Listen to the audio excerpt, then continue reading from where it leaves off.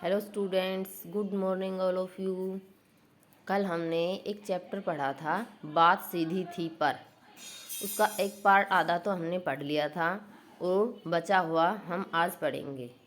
कोई कह रहे थे कि कोई भी बात हो, अगर उसको उसी भाषा के अनुरूप प्रकट ना किया जाए तो उसका अर्थ समाप्त हो जाता है। कवि ने बताया कि किस तरह से वो बात को भाषा के अनुरूप नहीं डालकर उसने सुंदर भाषा का प्रयोग करने के चक्कर में किस तरह से बात को उलझा दिया। क्योंकि कवि कह रहा है कि इस कर्तव्य पर, यानी कि वो जो अच्छी भाषा का प्रयोग करने का कोशिश कर रहा था, उस पर उसे लग रहा था कि लोग उसकी शाबाशी देंगे, वाई वाई करेंगे, अर्थात उसके इस काम की उसे तारीफ मिलेगी, इसलिए वो ऐसा करता है।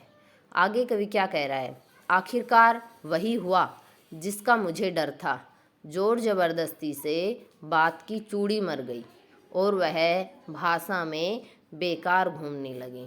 अब कवि कह रहा है कि मैंने बात के अर्थ को निकालने के लिए उसकी जो भाषा थी उसमें परिवर्तन किया ताकि उसका अर्थ जो है वो स्पष्ट हो सके, लेकिन आखिरकार वही हुआ जिसका मुझे डर था। यानी कि बार बार उसमें परिवर्तन करने से वही हुआ कि जोर ज़बरदस्ती से बात की चूड़ी मर गई, अर्थात जिस तरह से एक पेच को उसके हिसाब से नहीं कसा जाता, उसकी चूड़ी मर जाती है, ठीक वैसे ही जो उसकी बात का है उसकी भाषा में परिवर्तन करने के कारण उसका जो अर्थ है वो बिल्कुल ही समाप्त हो गया, अर्थहीन हो गई वो, और वह भाषा में बेकार घूमने लगी। यानी कि उसकी भाषा तो अच्छी थी लेकिन उसका जो अर्थ है, उसका मीन क्या होता है वो समझ नहीं आ रहा था, इसलिए वो बेकार हो गई। हार कर मैंने उसे कील की तरह उसी जगह ठोक दिया।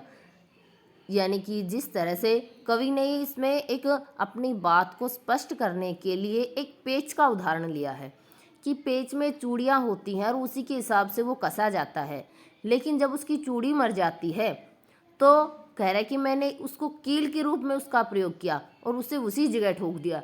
ठीक वैसे ही मैंने जो मेरी बात थी, मैं जो कहना चाह रहा था, मेरे जो भाव थे, उसको जो भाषा के अनुसार मेरे को उचित नहीं लगे, मैंने उसमें परिवर्तन किया, लेकिन फिर मेरे को लगा कि जो इसका अर्थ है वो बिल्कुल समाप्त हो गया है, तो मैंने उसको जिस रूप में थी उसी रूप में प्रकट कर दिया। यानी कि जिस तरह से पेच को, जब पेच का चूड़ी मर जाती है तो उसे कील के रूप में प्रयोग कर दिया जाता है, ठोक दिया जाता है, ठीक वैसे ही जब मेरी बात का, मेरे भावों का अर्थ समाप्त हो गया तो मैंने उसको उसी तरह से, जिस तरह वो भाषा में थी, उसी रूप में प्रकट कर दिया। ऊपर से ठीक ठाक, पर अंदर से न तो उसमें कसाव था न ताकत। देखो, जिस तरह साथ साथ इसमें बात के साथ साथ इसमें पेच का उदाहरण चलेगा कि पेच में जब उसको कील के रूप में प्रयोग किया जाता है तो कह रहे कि वो ऊपर से तो अच्छी लगती है, लेकिन अंदर से जो पेच की चूड़ियाँ होती हैं वो कसावट के लिए होती है, उसको अच्छे से कसकर उसमें फिट हो जाती हैं। ठीक वैसे ही मेरा जो भाव थे, मेरे जो विचार थे, जो उसमें भाषा के अनुरूप नहीं हुए और मैंने उसको उसी रूप में प्रकट कर दिया, तो वो भी कील की तरह ही लग रहे थे। ऊपर से तो सही लग रहे थे, लेकिन अंदर से जो उसका अर्थ था, उसका जो वास्तव में जो सौंदर्य था वो समाप्त हो चुका था।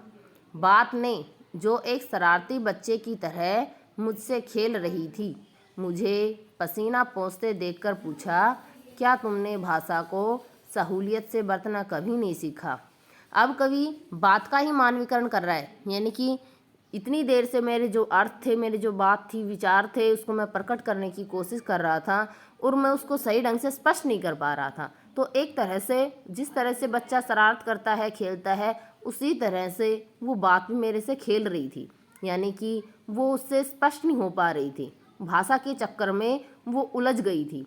फिर मैं परेशान हो गया और इस तरह से ऐसा लगा जैसे वो बात ही मुझसे पूछ रही है कि मैंने भाषा को सहूलियत से बरतना नहीं सीखा, यानी कि मैंने अपनी बात के अनुरूप भाषा का प्रयोग करना नहीं सीखा। यानी कि जो सीधी सी बात होती है उसके लिए हम बड़े बड़े शब्दों का प्रयोग करेंगे तो उसका कोई अर्थ नहीं होता।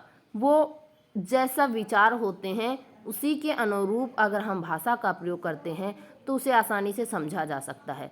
लेकिन कवि इसमें यही बता रहा है कि अपने आप को अच्छा विद्वान जताने के लिए या फिर ये दिखाने के लिए कि हाँ मुझे भाषा का इतना ज्ञान है, कई बार हम सीधी सी बात के लिए ही बहुत बड़े बड़े शब्दों का प्रयोग कर देते हैं जिसमें उसका उन शब्दों का उचित नहीं होता वहाँ पर प्रयोग और उसका अर्थ समाप्त हो जाता है। ठीक वैसे ही कवि ने बताया है कि मैंने भी भाषा के अनुरूप बात के अनुरूप भाषा का प्रयोग नहीं किया जिससे वो अर्थहीन हो गई। आपको इस चैप्टर का हिंदी अनुवाद अपनी फेयर नोटबुक में करना है। अगर आपको कोई डाउट हो तो मेरे पर्सनल नंबर से कांटेक्ट करके उसे क्लियर कर लें। ओके।